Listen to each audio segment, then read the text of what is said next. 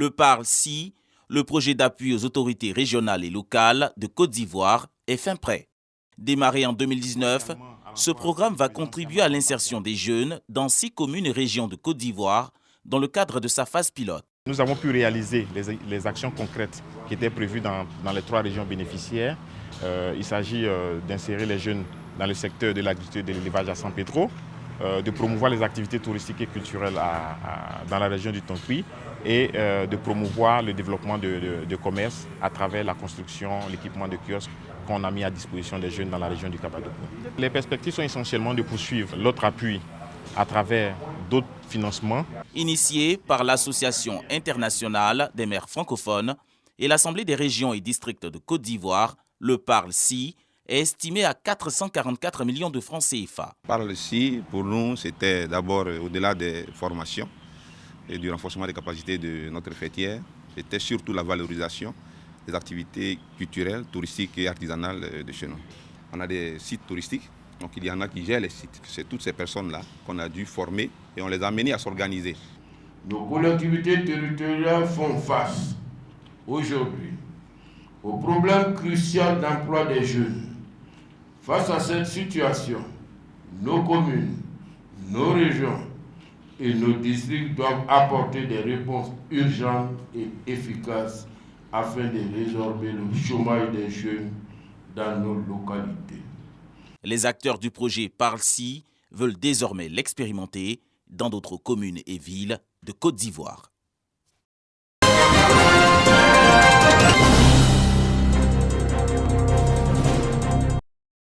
Un tableau de bord pour suivre en temps réel les données des structures sanitaires. L'outil est opérationnel depuis 2 mois. Il est mis en place par la Direction générale de la santé et ses partenaires techniques spécialisés en système d'information sur la santé. Le tableau de bord est présenté aux acteurs de la santé.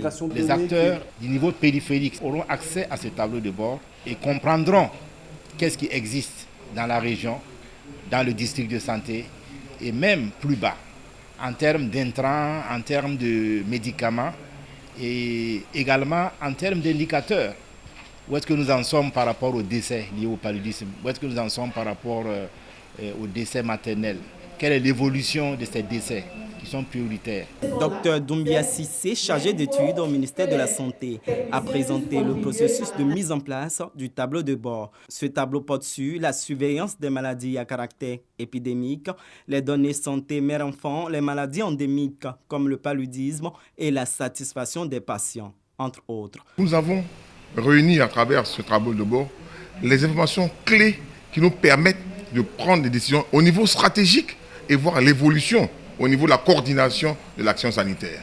Et nous avons rattaché notre tableau de bord à nos données qui sont validées mensuellement par nos directions régionales et nos directions départementales. Le tableau de bord présente plusieurs avantages, notamment une visibilité sur la disponibilité des produits pour la prise en charge des pathologies au niveau des districts sanitaires et des établissements de santé.